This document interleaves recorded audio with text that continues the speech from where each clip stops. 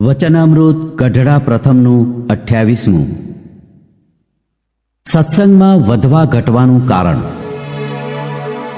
સંવત 1876ના પોષ સુધી 14ને દિવસ શ્રીજી મહારાજ શ્રી ગઢડા મધ્યે દાદા ખાચરના દરબારમાં શ્રી વાસુદેવ નારાયણના ઓરડાની હારે જે ઓરડો તેની ઓસરીએ ઢોલિયા ઉપર વિરાજમાન હતા ને સર્વે શ્વેત વસ્ત્ર ધારણ કર્યા હતા ને પોતાના મુખારવિંદની આગળ સાધુની જમવા પંક્તિ થઈ હતી.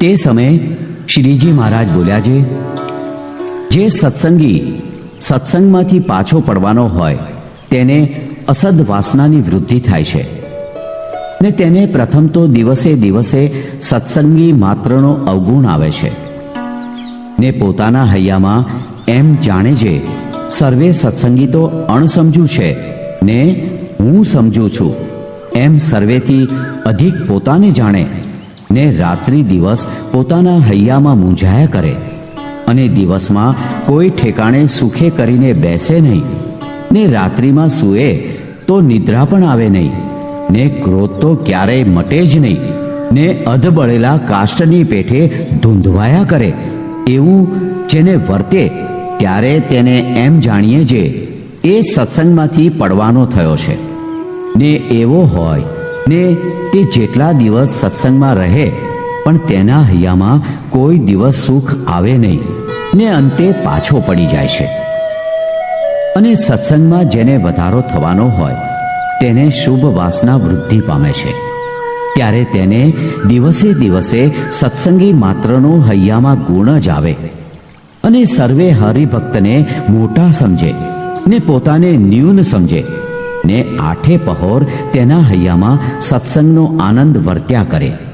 એવા લક્ષણ જ્યારે હોય ત્યારે જાણીએ જે શુભ વાસના વૃદ્ધિ પામી છે ને તે જેમ જેમ વધુ વધુ સત્સંગ કરે તેમ તેમ વધુ વધુ સમાસ થતો જાય ને અતિશય મોટેપને પામી જાય છે.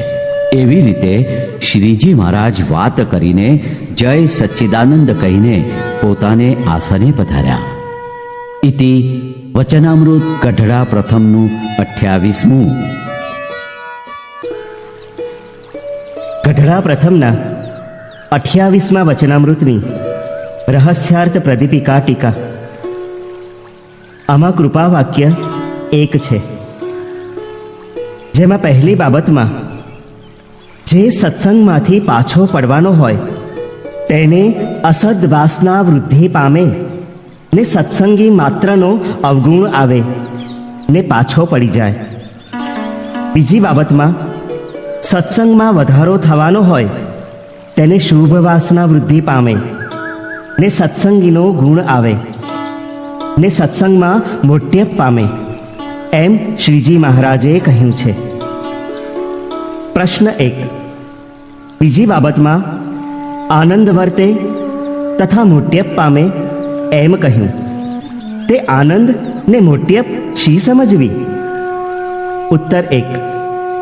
શ્રીજી મહારાજનો નિશ્ચય સર્વોપરી હોય ને પંચ વર્તમાન દ્રઢપણે પાળતા હોય તેવા સત્સંગી માત્રનો ગુણ આવે, તેણે કરીને તેમને વિશેથી મનુષ્ય ભાવ ટળીને મુક્તપણાની બુદ્ધિ થાય. જે મુને સાક્ષાત શ્રી સ્વામિનારાયણ ભગવાનના મુક્ત મળ્યા ને દેહ મૂકીને જેને પામવા હતા તે છતે દેહે મળ્યા એમ જાણે. તેથી આનંદ આવે તે સત્સંગનો આનંદ જાણવો અને પોતે મુક્ત થાય તે અતિશય મોટ્યપ સમજવી. ઇતિ ગઢડા પ્રથમના 28મા વચનામૃતની રહસ્યાર્થ પ્રદીપિકા ટીકા સમાપ્ત.